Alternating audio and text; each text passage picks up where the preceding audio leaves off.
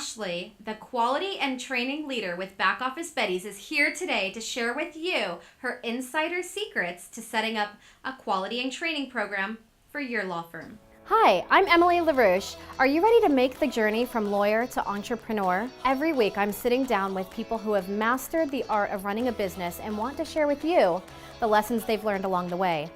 Join me as we experience the highs, the lows, and everything in between as we learn, share, and grow together. Welcome to Share the Love. Hi, Ashley. Thank you so much for being here today. Hi, I'm so excited to be here today. Thank you for having me. All right, Ashley. So you are the quality and training leader at Back Office Betties. Tell us a little bit about your role.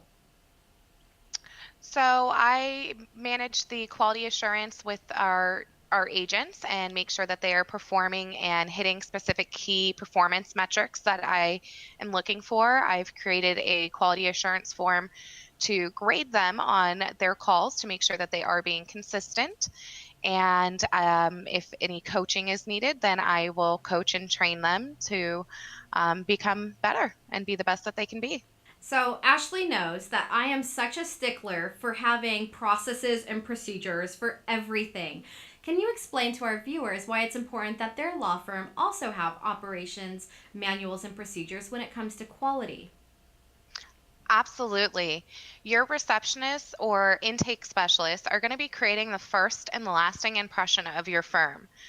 According to the Rainmakers Institute, the most important rainmaker in your law firm is the person who answers the phone. And I really couldn't agree more with that.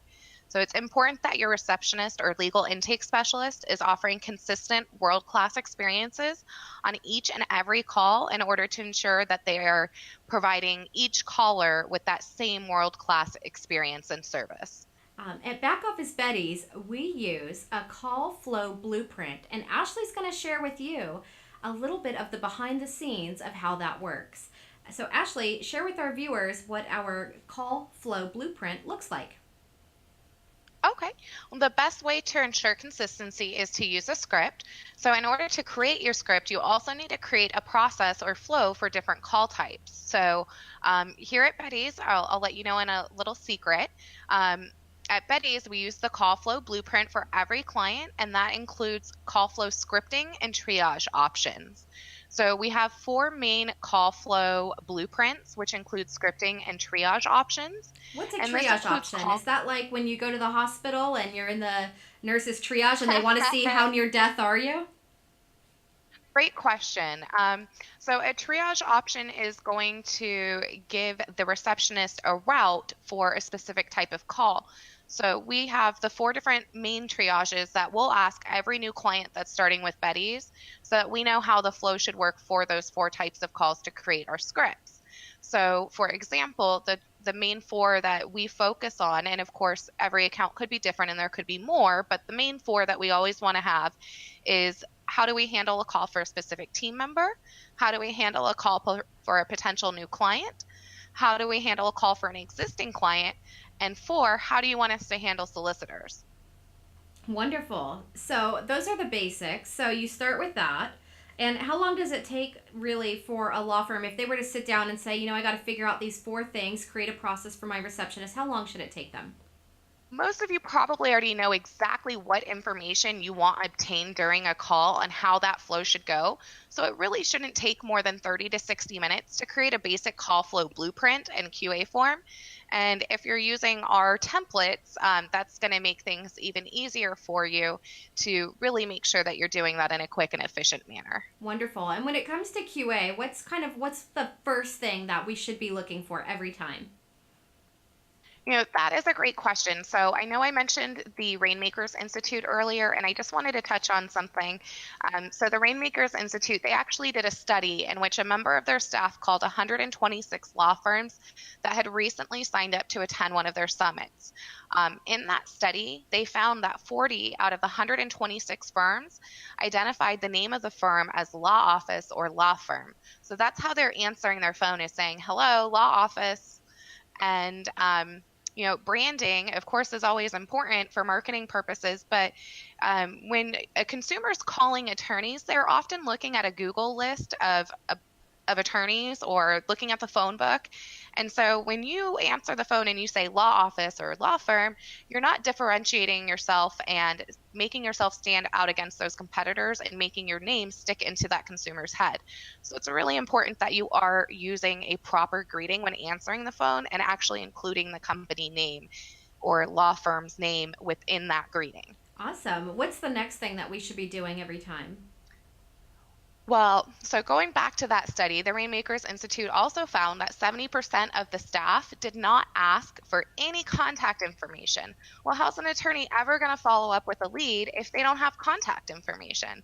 So, contact information should be one of those very basic things that you're getting on every call. We always want to know the caller's name and a phone number. And depending on which attorney you're working for, they might want an email address, a mailing address, or other ways of contacting them. But it's really important that you're always getting that contact information and not only obtaining that contact information, but making sure you got it right and verifying the information back to the caller to ensure that you have that information correct. Awesome. And let's give one more great tip about what we should be doing every time. So, the last thing I want to touch on is some world class services. And there's kind of a few different areas within that world class services. But one of the main things is empathy. One of my favorite quotes is that people don't care how much you know until they know you care. And when it comes to an attorney's office, I feel like that couldn't be more true. If I was ever in trouble or needed any type of legal help in any way, I would want to know that the person I'm calling actually cares.